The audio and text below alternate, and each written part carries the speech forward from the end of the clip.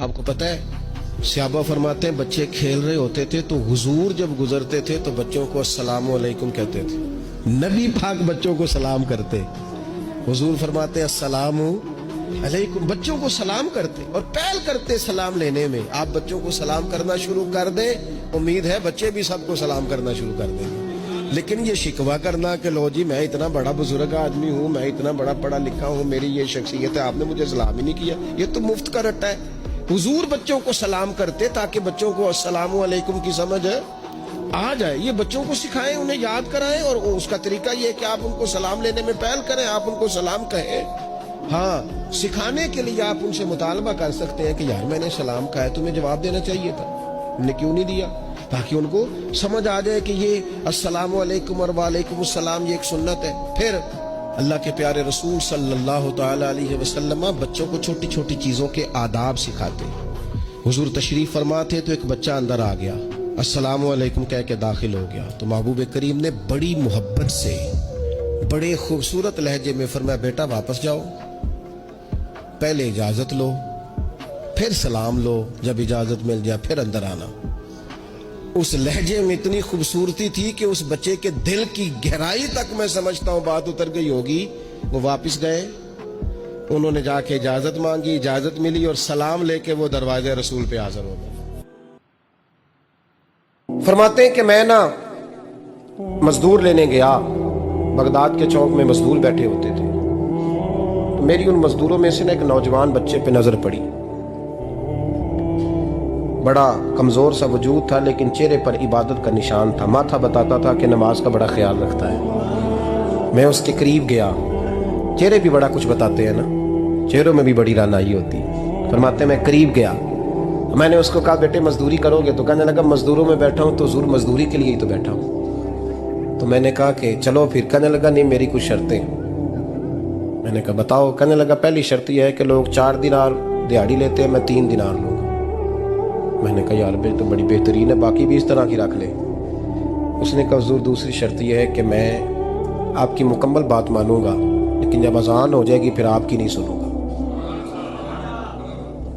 تیسری بات اس نے یہ کی کہ حضور میں آپ کے گھر میں کام کروں گا پر آپ کے کسی سوال کا جواب نہیں دوں گا.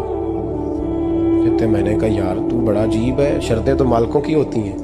کہنے لگا جی بہرحال میں شرطیں لگا کے جاتا ہوں. فرماتے ہیں میں اسے گھر لے آیا. کام میں نے اس کو بتایا تو جو کام مزدور سارے دن میں کرتا ہے نا اس نے 2 گھنٹے میں ہی کر دیا. ہمارے مزدور سگریٹ پینے میں بھی تو آدھا گھنٹہ لگاتے ہیں، وہ چائے پینے جائیں تو پونا گھنٹہ وہاں. ان کو بھی تو دیانتداری کرنی چاہیے کہ نہیں کرنی چاہیے؟ نے معاہدہ کیا ہے نا جی تو پورا اترنا چاہیے نا. کہتے 2 گھنٹے میں. اب کام جب بندہ شروع کراتا ہے تو کام اور نکل آتا ہے. کہتے کام میں نے اس کو اور بتا دیا، وہ کرنے لگا. اس نے مٹی نکال کے رکھی تھی باہر رستے میں تو اذان ہو گئی زور کی.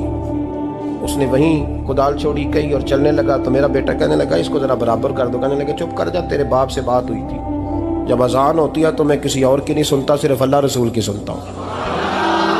کہتے ہیں مسجد چلا گیا. نماز پڑھ کے آیا تو دوپہر کا وقت تھا. میری بیوی کہنے لگی اس کو کھانا کھا لے.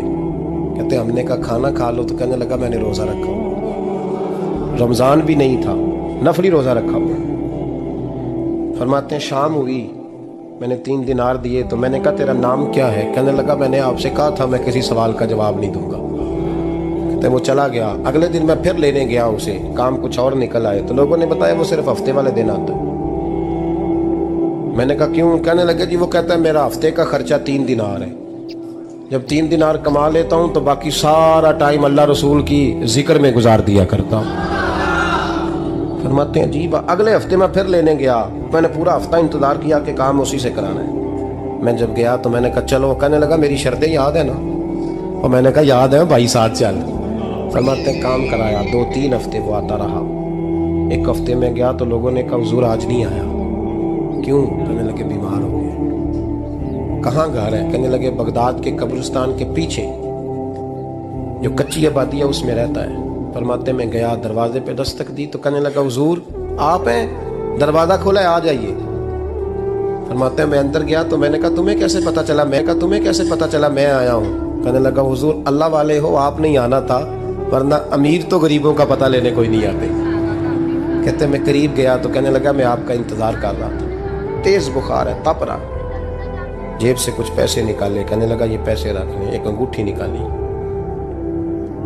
कहने लगा हुजूर आज रात को मेरा इंतकाल हो जाएगा, इन पैसों का कफन खरीद के सुबह जनाजा पढ़ के मुझे दफन कर देना, और जब दफन करो तो ये अंगूठी लेके असर के बाद हारून रशीद के पास जाना,